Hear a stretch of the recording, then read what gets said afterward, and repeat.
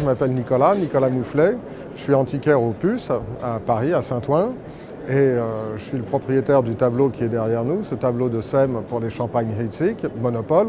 C'est un tableau que j'ai acheté il y a maintenant 2-3 ans, qui a passé un certain temps à la restauration, parce qu'il a fallu quand même l'embellir par rapport à son état initial, il avait quelque peu souffert.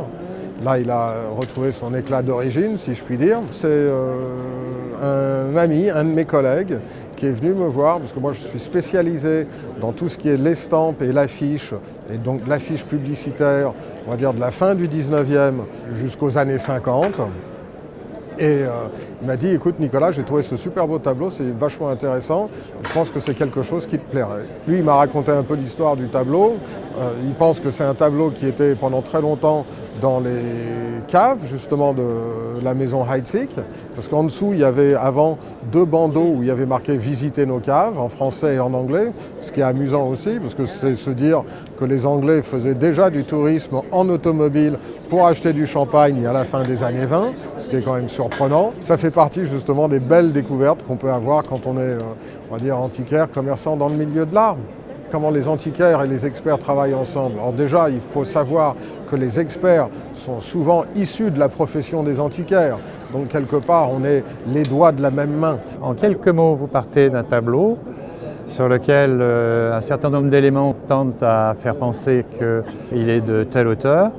Et votre travail d'expert consiste à pousser les recherches le plus avant possible pour arriver à une certitude.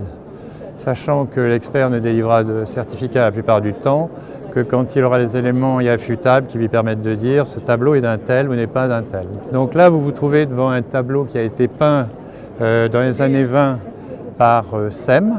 Sem étant un pseudonyme pour un certain monsieur Goursat qui était né à Périgueux et qui très vite a déployé un talent très particulier en même temps que très réussi de caricaturiste.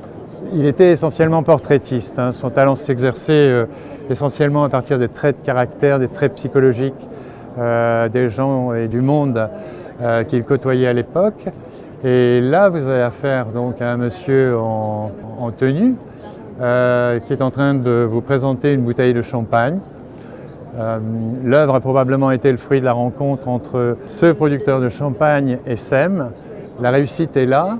Ce qui compte, c'est que des années après, cette œuvre dont on avait perdu la localisation, dont on ne savait plus très bien si elle existait encore ou pas, eh bien, elle a été retrouvée par on va dire un groupe de marchands ou un marchand et un deuxième marchand qui en ont assuré la restauration. La restauration a bien évidemment à des fins conservatoires et puis aussi à des fins d'esthétique puisqu'il fallait remettre en état le tableau. Je précise simplement qu'il a fait l'objet d'un marouflage, c'est-à-dire ce qu'on entend par marouflage, c'est doubler la toile ancienne d'une toile neuve et ensuite assurer des rebouchages et ensuite assurer des repeints là où la peinture d'origine est manquante. L'un des premiers éléments, si vous voulez, ça va être la spontanéité du geste. Est-ce que j'ai affaire à quelqu'un qui s'est efforcé de répliquer ou est-ce que j'ai affaire à un geste spontané? À mes yeux, là, il est bien évident que j'ai affaire à un geste spontané, crayonné, qui est très très important s'agissant de l'expertise. À mes yeux, c'est la première impression qu'on a, intuitivement. On sent, si vous voulez, en règle générale, on doit sentir ça c'est bon, ça c'est faux.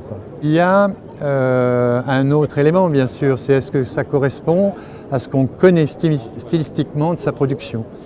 Oui, bien évidemment, ça correspond à une période, à un certain type de sa production. Ça demande quelques années d'expérience, oui, et parfois quelques déboires.